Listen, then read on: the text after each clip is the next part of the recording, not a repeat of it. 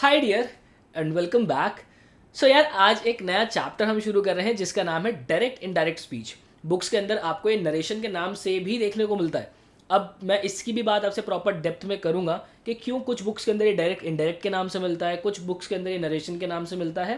Proper बात करूंगा इस चैप्टर की। अगर मैं इंपॉर्टेंस की बात करूं तो वो सारे एंट्रेंसेस जहाँ पे वर्बल आता है इस चैप्टर के बिना वो अधूरा है। मतलब कि आप ये लगा लो, आप चाहे आगे CUET देंगे जो कि पहले ड्यू जाट होता था, और ड्यू जाट का भी ये बहुत ज़्यादा फेवरेट टॉपिक हुआ करता था, राइट। आगे आप क्राइस्ट यूनिवर्सिटी के लिए प्रिपेयर कर रहे हो, आपको एनपैट देना है, आपको आईपीमैट रॉ तक देना है, आपको जिपैट देना है। बहुत ज़्यादा इंपॉर्टेंट चैप्टर ये हो जाता है। तो इस चैप्टर को आप बिना स्किप करे आगे बढ़ ही नहीं सकते। तो और देखो, इस चैप्टर में ना बच्चे रटते हैं कि रिपोर्टिंग वर्ब कैसे चेंज करना है, रिपोर्टिंग स्पीच कैसे चेंज करना है। मैं आपको बहुत सीढ़ी दर सीढ़ी लेके चलूंगा। हो सकता है इस चैप्टर के सेशंस थोड़े से लंबे ज़रूर हो, और ये चैप्टर्स में आपको ऐसे कहूँगा कि 2-3 सेशंस जब मिलेंगे ना साथ, मतलब कि 2-3 सेशंस आप देख लोगे, तब आपको एक ब्रॉड क्लैरिटी मिलेगी। एक सेशन को देख के आप जज मत करना कि आपको डायरेक्ट इनडायरेक्ट समझ में नहीं आ रहा है। प्रॉपर डेप्थ में मैं कंप्लीट आपको करता हुआ चलूंगा। और एक बात ध्यान रखना, जैसे बाहुबली का चैप्टर जब 2 आया था तब हमें बहुत ज़्यादा क्लैरिटी मिली थी एक क्वेश्चन की कि कटप्पा ने बाहुबली को क्यों मारा।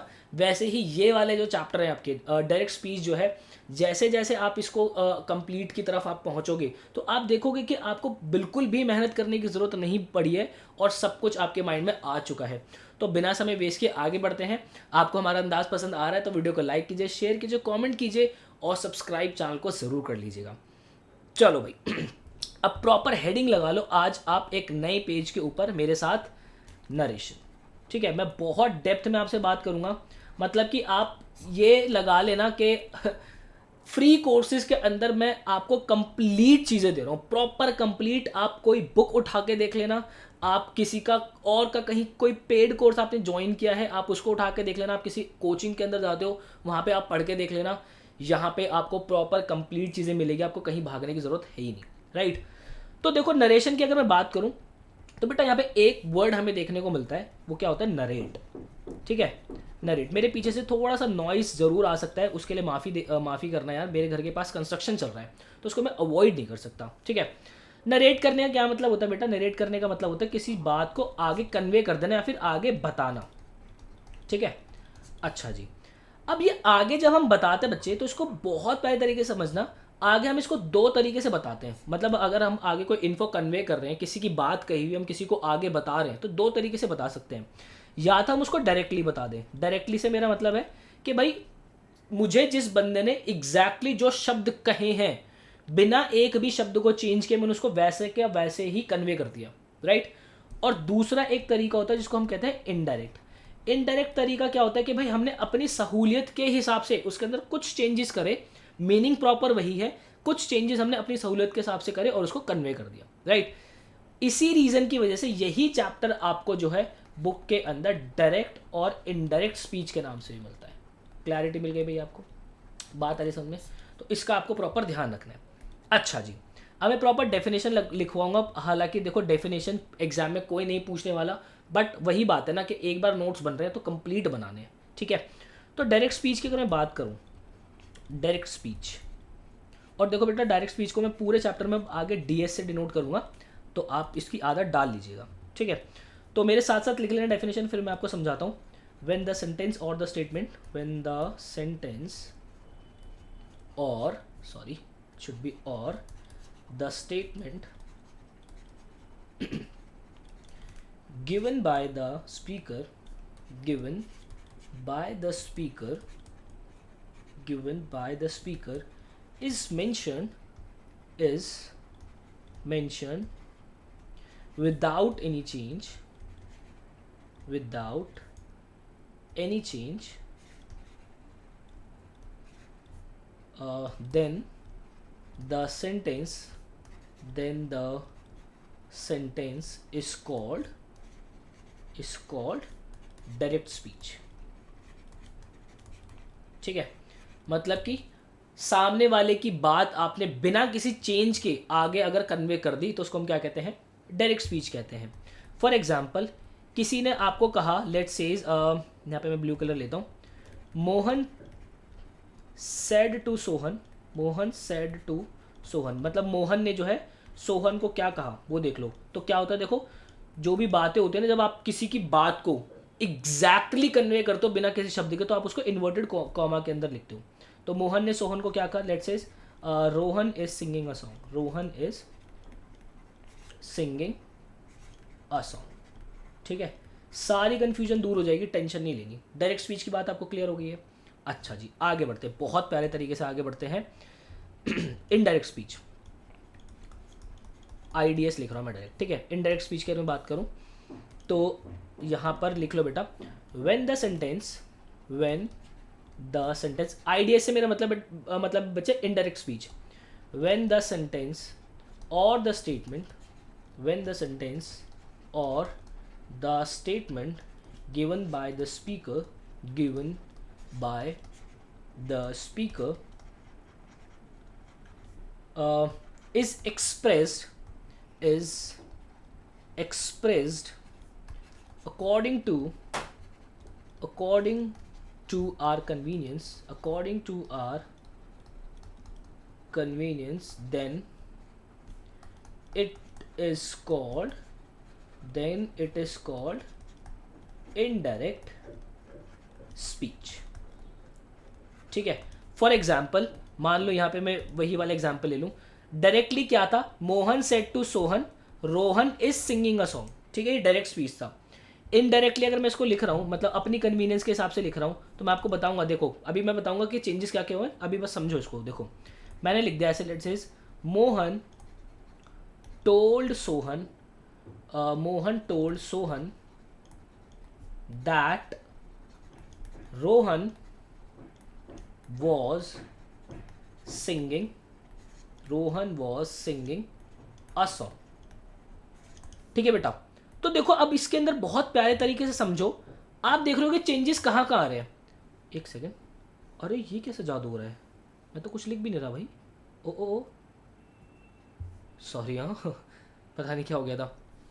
हाँ देखो, ये हो चेंजेस क्या क्या हुआ है यहाँ पे। देखो ये जो सैड टू है किसके अंदर कन्वर्ट हुआ है बेटा, यहाँ पे टोल्ड के अंदर कन्वर्ट हुआ है। ठीक है, आप यहाँ पे देखोगे इस कॉमा की जगह क्या आ गया है, यहाँ पे दैट आ गया है।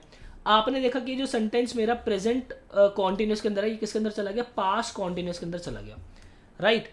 तो अगर आप यहाँ पे देखो, अगर मैं आपसे सिर्फ और सिर्फ चेंजेस की बात करूँ कि क्या क्या चेंजेस आए हैं, तो आप बताओगे कि सर जो मेरा सैड था, ध्यान से समझना, जो मेरा सैड था वो कन्वर्ट हो गया टोल्ड के अंदर।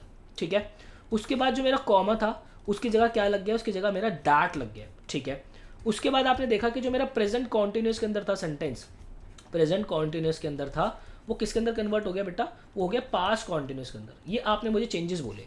अच्छा जी, अब ये चेंजेस किस बिहाफ पे आए हैं, मैंने क्यों कैसे चेंजेस कर दिए। यहाँ पे सैड लिखा था तो यहाँ पे मैंने टोल्ड ही क्यों लिखा, कॉमा की जगह दैट क्यों आया, ये प्रेजेंट जो मेरा प्रेजेंट कॉन्टिन्यूस था, पास्ट कॉन्टिन्यूस कैसे चेंज हो गया, उसकी हम बात करते हैं प्रॉपर तरीके से।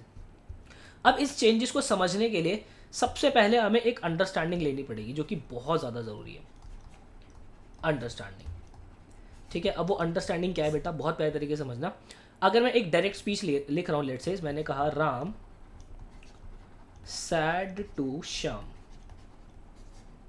ठीक है, और कॉमा यहाँ पे मैंने कहा let's say Mahesh is studying English। ठीक है बेटा। अच्छा जी, तो यहां पर देखो आप जरा बहुत प्यारे तरीके से समझना, ये मेरा क्या होता है बेटा, इसको हम कहते हैं सब्जेक्ट। कुछ टर्म्स है जो कि मैं आपको बता रहा हूं, ठीक है। ये होता है मेरा सब्जेक्ट, ये होता है बेटा मेरा ऑब्जेक्ट, ठीक है। उसके बाद ये जो सैड टू होता है, ये होता है बेटा मेरा रिपोर्टिंग वर्ब। क्या होता है मेरा, रिपोर्टिंग वर्ब, ठीक है। इसको मैं आगे आरवी से डिनोट करूंगा, क्लियर है बेटा। ये जो मेरा इन्वर्टेड कॉमास के अंदर होता है, इसको हम क्या कहते हैं बच्चे, इसको हम कहते हैं रिपोर्टेड स्पीच। क्या कहते हैं, reported, I am so sorry, reported speech, ठीक है। इसको हम बेटा आरएस से डिनोट करते हैं, क्लियर है। ये बेसिक टर्म्स है जो कि आपको ध्यान रखनी है। ये होता है हमारा सब्जेक्ट, ये होता है ऑब्जेक्ट, ये वाला जो पार्ट होता है ऑब्जेक्ट और सब्जेक्ट के बीच में, इसको रिपोर्टिंग वर्ब कहते हैं। और ये जो हमारा इन्वर्टेड कॉमा के अंदर होता है इसको हम रिपोर्टेड स्पीच कहते हैं। क्लियर है? अच्छा जी, तो रूल नंबर 1 हमें बहुत प्यारे तरीके से समझना है। रूल नंबर 1 क्या है बेटा? देखो हमारे पास अगर सब्जेक्ट लिखा है आई एम सो सॉरी, सब्जेक्ट अगर लिखा है, उसके बाद मेरे पास रिपोर्टिंग वर्ब लिखा है, तो एक बात ध्यान रखना, रिपोर्टिंग वर्ब के बाद ये जो टू है, ये टू मेरा तभी आएगा बेटा जब उसके बाद ऑब्जेक्ट लिखा होगा ही होगा। फॉर एग्जाम्पल आप यहाँ पे देख रहे हो, राम सैड टू शाम, ये टू मेरा क्यों आया बच्चे? ये मेरा टू इसलिए आया है क्योंकि यहाँ पे ऑब्जेक्ट है। अगर यहाँ पे मेरा ऑब्जेक्ट नहीं होता ना तो मैं सिर्फ इतना लिखता राम सैड।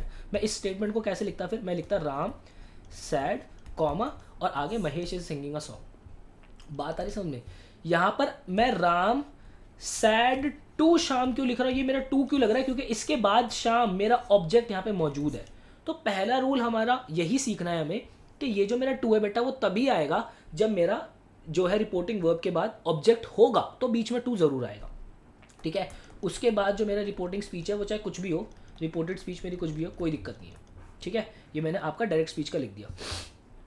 अब एक चीज़ जो आपको नोट पॉइंट में लिखनी है जो कि बहुत ज़्यादा ज़रूरी है और बहुत बच्चों की कन्फ्यूजन होती है, वो ये होती है बेटा कि ये देखो रिपोर्टेड जो मेरी वर्ब्स है, रिपोर्टेड वर्ब्स के अंदर अगर मेरा से लिखा है, ध्यान से समझ लेना इस बात को, अगर मेरा से लिखा है तो वो कन्वर्ट होता है मेरा टेल के अंदर जब मैं इसका इनडायरेक्ट स्पीच बनाता हूँ।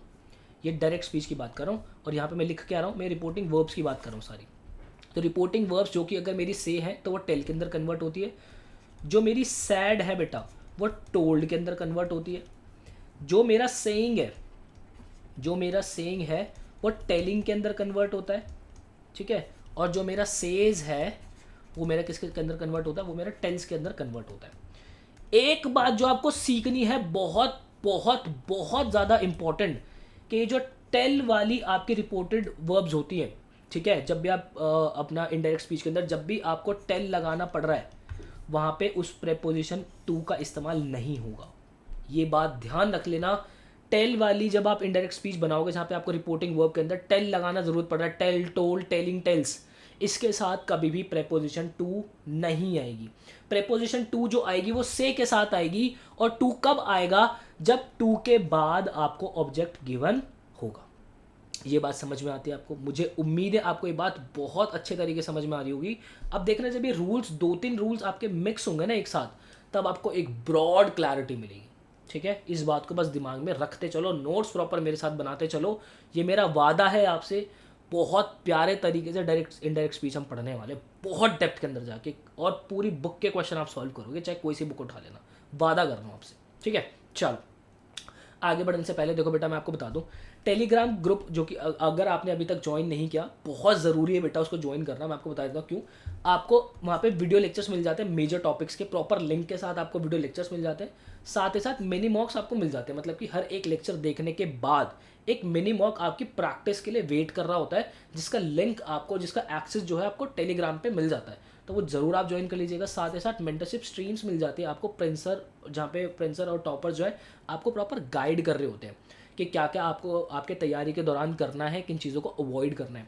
साथ ही साथ आपको लेटेस्ट अपडेट्स मिल जाते हैं, एग्जाम से रिलेटेड जितने भी अपडेट्स होते हैं, आपका कौन सा फॉर्म आउट हो रहा है, किसकी क्या फ़ी है, कौन से कॉलेज ने क्या डेट पोस्टपोन किया, क्या चेंजेस हो रहे हैं, वो सब आपको टेलीग्राम पर मिल जाता है। साथ ही साथ वोकैबुलरी के शॉर्ट्स और करंट अफेयर्स आपको हमारे टेलीग्राम पे मिल जाता है। तो डिस्क्रिप्शन के अंदर लिंक है, जाइए जल्दी से और कर लीजिए ज्वाइन।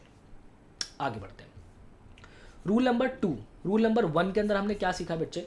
रूल नंबर 1 के अंदर हमने सीखा है कि हमारा डायरेक्ट स्पीच के अंदर टू रिपोर्टिंग वर्ब के बाद तभी लगेगा जब उसके बाद हमारा ऑब्जेक्ट होगा। ठीक है? और हमने देखा कि जितने भी मेरी से वाली फैमिली थी वो टोल्ड के अंदर कन्वर्ट होती है, और टोल्ड के साथ कभी भी प्रेपोजिशन टू नहीं आता। ठीक है? बहुत प्यारी बात है बेटा, ये बहुत प्यारी बात है। बहुत सरल तरीके से मैंने आपको सिंपल लैंग्वेज के अंदर दर्शा दिया है, वरना इसके अंदर बहुत कन्फ्यूजन होती है। आगे आपको ये बात फील होगी। देखो बच्चे, रूल नंबर 2 क्या कहता है? आपके पास सब्जेक्ट है, राइट, आपके पास रिपोर्टिंग वर्ब है, लेकिन इसके बाद अगर आपके पास ऑब्जेक्ट नहीं है, ध्यान से समझना, अगर आपके पास इसके बाद ऑब्जेक्ट नहीं है तो जो भी आपकी रिपोर्टिंग स्पीच है, आगे आपकी डायरेक्ट स्पीच के अंदर जो भी आपकी रिपोर्टिंग स्पीच है, मैं यहाँ पे लिख देता हूँ कि ये आपकी डायरेक्ट स्पीच है, ठीक है, डायरेक्ट स्पीच की मैं बात कर रहा हूँ, पीछे भी लिख देता हूँ मैं ना यहाँ पे भी ये डायरेक्ट स्पीच था बच्चे आपका, डायरेक्ट स्पीच।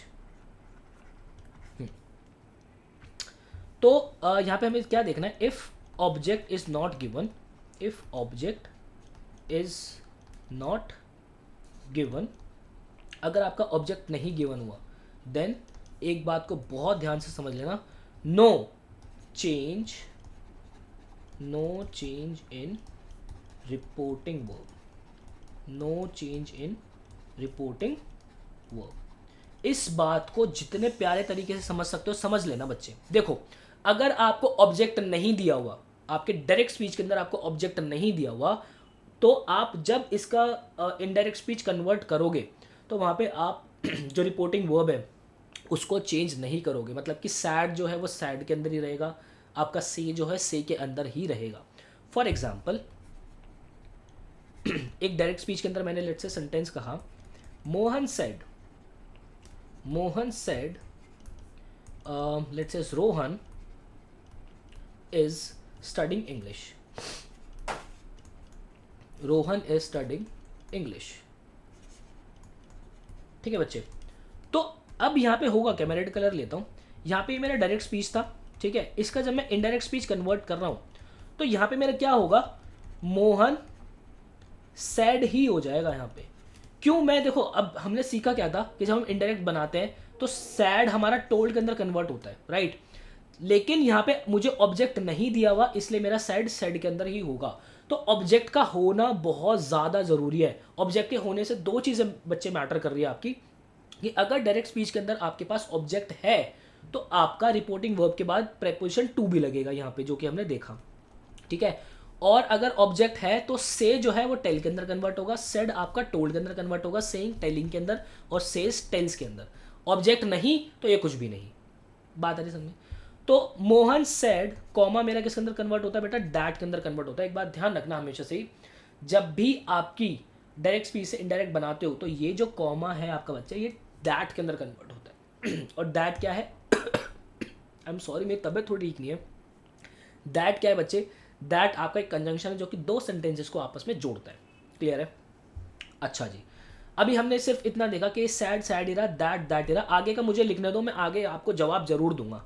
ये एक्चुअल में करेक्ट क्या होगा, यहाँ पे होगा रोहन वॉज स्टडिंग इंग्लिश, ठीक है। इसका जवाब दूंगा बच्चे मैं आपको कि ये वॉज मैंने क्यों लगाया यहाँ पे, ये मैंने क्यों कन्वर्ट कर दिया, किस बेसिस पे मैंने इसको कन्वर्ट कर दिया, इसका मैं जवाब दूंगा आपको। बस इसके लिए आपको बने रहना पड़ेगा मेरे साथ। क्लियर है? अच्छा जी, आगे चलते बेटा। रूल नंबर 3 की बात करता हूँ। मैं कहता रहा हूँ जब 3-4 रूल साथ मिलेंगे बहुत ब्रॉड आपको आपकी क्लैरिटी हो जाएगी। रूल नंबर 3 क्या कहता है? रूल नंबर 3 जनाब कहता है कि डायरेक्ट स्पीच का अगर आपका रिपोर्टिंग वर्ब है, क्या है, रिपोर्टिंग वर्ब आपका है, ठीक है। बहुत प्यारे तरीके से समझना इसको, यहाँ पे लिख देता हूँ डायरेक्ट स्पीच, ठीक है। रिपोर्टिंग वर्ब अगर आपका मान लो प्रेजेंट टेंस के अंदर है, किसके अंदर है, प्रेजेंट टेंस के अंदर है रिपोर्टिंग वर्ब, या फिर आपका जो रिपोर्टिंग वर्ब है वो किसके अंदर है, वो फ्यूचर टेंस के अंदर है। किसके अंदर है बेटा, वो फ्यूचर टेंस के अंदर है। प्रेजेंट टेंस है, फ्यूचर टेंस है, इसका मतलब क्या हुआ, देखो जरा पीछे लेके चलता हूँ आपको। मैंने यहाँ पे एक ये लिखा, राम सैड टू श्याम, और यहाँ पे आप सैड टू देख रहे हो तो किसके अंदर है, पास्ट के अंदर है ना। यहाँ पर अगर आप देख रहे हो, यहाँ पर भी राम सैड टू सोहन, ये किसके अंदर है, पास्ट के अंदर है। तो अभी पास्ट था, जो पास्ट चल रहा था, लेकिन अगर मेरी रिपोर्टिंग वर्ब प्रेजेंट के अंदर है और फ्यूचर के अंदर है तो क्या होगा, तो क्या होगा, इसको बहुत प्यारे तरीके से समझना। तो जब आप इनडायरेक्ट स्पीच बनाओगे, क्या बनाओगे, जो आप इनडायरेक्ट स्पीच बनाओगे तो इनडायरेक्ट स्पीच की जो भी आपकी रिपोर्टेड स्पीच होगी, क्या होगी, इनडायरेक्ट स्पीच की जो आपकी रिपोर्टेड स्पीच होगी बेटा, उसके अंदर कोई भी चेंज नहीं आएगा। इस बात को ध्यान से समझ लेना। एग्जाम्पल लूंगा, बहुत ब्रॉड कर दूंगा आपको, टेंशन मत लो अभी, ठीक है। फॉर एग्जाम्पल मैंने एक डायरेक्ट स्पीच का सेंटेंस लिया, let says Ram says to Shyam, Ram says to Shyam, comma inverted comma शुरू, रमेश इज वॉचिंग टीवी। ठीक है बेटा, रिवीजन कराता हूँ आपका। अभी हमने क्या सीखा था, ये होता है जनाब आपका रिपोर्टिंग वर्ब। ठीक है, ये होता है बेटा आपका रिपोर्टेड स्पीच। ठीक है, ये होता है आपका ऑब्जेक्ट और ये होता है आपका सब्जेक्ट। अच्छा जी, ठीक है, ये बात तो हमें समझ में आती है। ये मेरा डायरेक्ट स्पीच हो गया बेटा। यहाँ पे जब मैं इसका इनडायरेक्ट स्पीच बनाऊंगा तो यहाँ पे देखो, पहले आपका ऑब्जेक्ट है, ऑब्जेक्ट है, और तो ऑब्जेक्ट है तो यहाँ पे क्या लगा है, टू भी लगा है। रूल नंबर 1 क्लियर है कि भाई ऑब्जेक्ट है तो टू भी लगेगा। अब यहाँ पे ऑब्जेक्ट है तो ये मेरा जो से है वो किसके अंदर कन्वर्ट हो जाएगा, सेज मेरा टेल्स के अंदर कन्वर्ट हो जाएगा। देखा था हमने कि अगर मेरा सेज है बेटा तो टेल्स के अंदर कन्वर्ट हो जाएगा। तो मैं जब इसका इनडायरेक्ट बनाऊंगा तो मैं क्या लिखूंगा, राम टेल्स। अब यहाँ पे मैं टू नहीं लगाऊंगा, क्यों, क्योंकि टेल वाली जो हमारी फैमिली होती है वो कभी भी अपने साथ प्रेपोजिशन टू नहीं लेती। तो राम टेल्स क्या, राम टेल्स शाम। कॉमा किसके अंदर चेंज होता है बेटा, मेरा दैट के अंदर चेंज होता है। तो हमने सीखा क्या, हमने देखा कि जो मेरी रिपोर्टिंग वर्ब है बच्चा, ये किसके अंदर है, ये मेरा प्रेजेंट टेंस के अंदर है। ये मेरा प्रेजेंट टेंस के अंदर है, इसीलिए ये जो मेरी रिपोर्टेड स्पीच है इसके अंदर कोई भी चेंज नहीं आएगा। तो मैं यहाँ पे क्या लिखूंगा, that Ramesh is watching TV. ठीक है जनाब, क्लियर है, इतनी बात क्लियर है आपको। अच्छा जी, एक और एग्जांपल लेते हैं ऐसी कोई आफत थोड़ी ना आ रही है। मैंने कहा लेट्स से एक डायरेक्ट स्पीच लेते हैं, Sita will say to Gita, Sita will say to Gita. अब मैंने टू क्यों लगाया बेटा, क्योंकि मेरे पास ऑब्जेक्ट है यहाँ पर, इसलिए मैंने बीच में टू लगाया। क्या कहा गीता ने, Savita is studying, Savita is studying let's say English. ठीक है बच्चे, तो जब मैं इसका इनडायरेक्ट बनाऊंगा, एक सेकेंड, हाँ, जब मैं इसका डायरेक्ट स्पीच का इनडायरेक्ट बनाऊंगा बेटा, तो मुझे सबसे पहले क्या देखना है कि मेरे पास ऑब्जेक्ट है, राइट, ऑब्जेक्ट है तो डायरेक्ट स्पीच के अंदर मेरे पास टू भी है। अब डायरेक्ट स्पीच के अंदर मेरे पास टू है तो हमने तो सिर्फ से को देखा था, से वाली फैमिली टेल के अंदर कन्वर्ट होती है, तो मेरा विल तो एग्जैक्ट विल ही रहेगा। तो मेरा क्या हो जाएगा बेटा, यहाँ पे Sita, sorry I am so sorry, will यहाँ पे मैंने अरे अरे अरे मैंने कुछ गड़बड़ कर दी, एक सेकंड, ब्लैक कलर लेते हैं यहाँ पे, sorry I am so sorry, यहाँ पे से भी आएगा, Sita will say to Gita. ठीक है, हाँ, विल टू गीता क्या होता है, आप भी सोच रहे होंगे कि सर को क्या हो गया। तो देखो सीता आगे मेरा विल एज इट इज रहेगा। अब ये मेरा से है यहाँ पे और मेरे पास ऑब्जेक्ट भी है, तो से मेरा किसके अंदर कन्वर्ट होगा बेटा, वो होगा टेल के अंदर कन्वर्ट। क्या हो जाएगा, विल टेल, टू मेरा आएगा नहीं क्योंकि मेरा जो टेल है कभी भी अपने साथ टू प्रेपोजिशन नहीं लेता, तो क्या हो जाएगा मेरा Gita. Sita will tell Gita that, comma मेरा किसके अंदर चेंज होगा बेटा, दैट के अंदर। अब मैंने देखा कि ये जो मेरी रिपोर्टेड स्पीच है बच्चे, ये किसके अंदर है, ये प्रेजेंट इंडेफिनिट के अंदर है, लेकिन मेरी जो रिपोर्टिंग वर्ब है वो फ्यूचर टेंस के अंदर है। अब जब ये फ्यूचर टेंस के अंदर है, इसका मतलब मेरी जो रिपोर्टेड स्पीच है वो एग्जैक्ट वैसी ही रहेगी। मैं क्या लिखूंगा यहाँ पे, मैं लिखूंगा Savita is studying English. Clear है बेटा, आपको मज़ा आ रहा है, आई होप आपको समझ में आ रहा होगा। अच्छा जी, आगे बढ़ने से पहले बेटा मैं आपको बता देता हूँ, हमारा एक प्रीमियम कोर्स है, आप अगर ज्वाइन करना चाहते हैं तो स्क्रीन के ऊपर आपके एक नंबर आ रहा है, ये आप इस पर व्हाट्सएप ड्रॉप कर सकते हैं और बैच से रिलेटेड इन्फॉर्मेशन ले सकते हैं। बैच में आपको मिलता क्या है, आपको इंडिया के टॉप फैकल्टीज़ के वीडियो लेक्चर्स मिलते हैं, साथ ही साथ हैंड रिटन बुक्स मिलते हैं बच्चे आपको, जो कि फैकल्टीज़ ने खुद आपके लिए लिखी है और आपके घर तक जो है डिलीवर होती है। मतलब कि अगर आप जो है जनरल एप्टीट्यूड कहीं भी किसी एंट्रेंस के लिए प्रिपेयर कर रहे हो, जिसके अंदर क्वांट, आपका लॉजिकल रीजनिंग, आपका इंग्लिश मतलब कि आपका वर्बल आता है और आपका जीके आता है, तो इन सभी के लिए फैकल्टीज़ ने हैंड रिटन बुक्स आपके लिए लिखे जो कि घर तक आपके डिलीवर होती है। साथ ही साथ आपको वीडियो सॉल्यूशंस मिल जाते हैं बुक के। जो students IPMAT Indore Rohtak के लिए प्रिपेयर कर रहे हैं, आपको एक स्पेशल ई बुक मिल जाते हैं। साथ ही साथ एक एग्जाम स्पेसिफिक मॉक्स मिलते हैं जहाँ पे आप चैप्टर वाइज, हर एक chapter wise full length wise खुद को एक एग्जाम लाइक इन्वायरमेंट के अंदर टेस्ट कर सकते हैं। साथ ही साथ आपको मिलते हैं लाइव मेंटरशिप स्ट्रीम्स, जो कि हमारे टॉपर्स आपको गाइड कर रहे होते हैं, प्रिंस सर आपको गाइड कर रहे होते हैं कि आपको क्या करना है क्या नहीं करना। साथ ही साथ आपको मिलते हैं लाइव मैराथन्स, इस मैराथन्स के अंदर फैकल्टीज़ आपके साथ लाइव कनेक्ट होते हैं और आपको भरपूर क्वेश्चंस की प्रैक्टिस कराते हैं। तो बैच से रिलेटेड इन्फॉर्मेशन चाहिए, यहाँ पे आप ड्रॉप मैसेज कर सकते हैं। चलते हैं बेटा आगे। तो रूल नंबर 4 के ऊपर अगर मैं रोशनी डालूँ, रूल नंबर 4 रूल नंबर 4 में हमें क्या देखना है अभी, और रूल नंबर 4 की तरफ आगे बढ़ने से पहले हमें थोड़ा सा कुछ रिवाइज करना पड़ेगा। हमने अभी क्या देखा कि मेरी अगर मेरी जो रिपोर्टिंग वर्ब है, क्या है बेटा, मेरी रिपोर्टिंग वर्ब अगर प्रेजेंट के अंदर है, किसके अंदर है, प्रेजेंट के अंदर है, तो रिपोर्टिंग स्पीच जो होती है उसके अंदर कोई भी चेंज नहीं आता। यही देखा था अभी हमने, ठीक बात है। सिमिलरली मैंने ये देखा कि यही अगर मेरा पास्ट के अंदर हो, रिपोर्टिंग वर्ब मेरी पास्ट के अंदर हो, तो जो मेरी रिपोर्टेड स्पीच होती है इसके अंदर भी कोई चेंज नहीं आता बेटा, ठीक है। बात आती, आई एम सो सॉरी, मुझे क्या हो गया, बिल्कुल आई एम सो सॉरी, पास्ट नहीं था, ये था मेरा फ्यूचर ये था मेरा फ्यूचर। बात आते बेटा कि अगर मेरी रिपोर्टेड वर्ब पास्ट में आ जाए तो आगे क्या कहानी है। और मैं आपको एक बात बता दूं, पूरा चैप्टर ही आपका इसके ऊपर निर्भर करता है।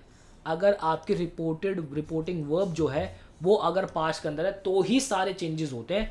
प्रेजेंट की कहानी क्लियर है, कोई चेंज नहीं होना, फ्यूचर की कहानी क्लियर है, कोई चेंज नहीं होना। इनके अंदर अगर आपको ध्यान रखना है तो बस सेड टू टेल टेल्स, इन सब का ध्यान रखना है आपका कि भाई से जो है आपकी से वाली फैमिली टेल के अंदर कन्वर्ट हो जाएगी अगर ऑब्जेक्ट दिया हुआ है। बाकी आगे रिपोर्टेड स्पीच जो आपके चेंज होते हैं वो पास्ट के अंदर अगर आपकी रिपोर्टिंग वर्ब आ जाए तो ही आपकी चेंज होती है। तो इस बात को लिख लो आप बहुत प्यारे तरीके से कि अगर आपकी रिपोर्टिंग वर्ब जो है, आपकी रिपोर्टिंग वर्ब जो है किसकी होती है, रिपोर्टिंग वर्ब आपकी डायरेक्ट स्पीच की, आपकी रिपोर्टिंग वर्ब डायरेक्ट स्पीच की अगर पास्ट टेंस के अंदर है, किसके अंदर है, पास्ट टेंस के अंदर है, तो जो आपकी रिपोर्टेड स्पीच होगी, आपकी जो रिपोर्टेड POR, आपकी जो रिपोर्टेड स्पीच होगी बेटा किसकी, इनडायरेक्ट स्पीच की, वो चेंज करेगी अकॉर्डिंग टू डायरेक्ट स्पीच। वो मैं लिख लो इसको, changes according to reported speech of direct speech, RS of direct speech. According to the tense लिख लो, according to the tense according to the tense of direct speech, according to the tense of direct speech, बिल्कुल ऐसे लिख लो आप, ठीक है।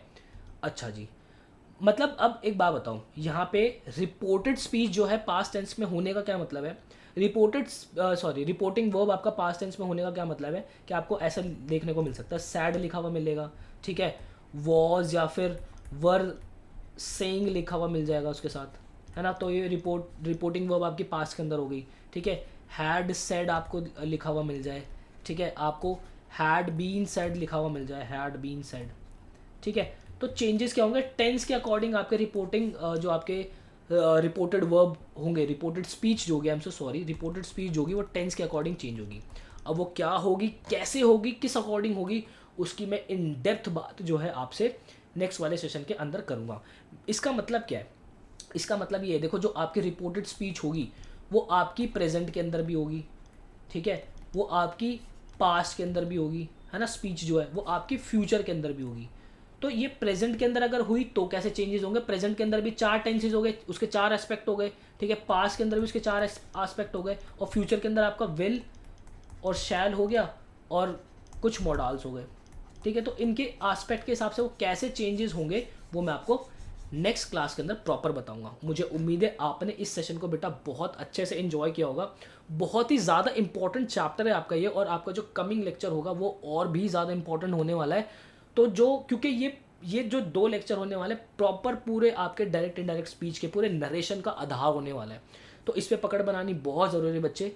मिलता हूँ आपसे नेक्स्ट सेशन के अंदर, मुझे दीजिए इजाज़त, till then bye bye, take care.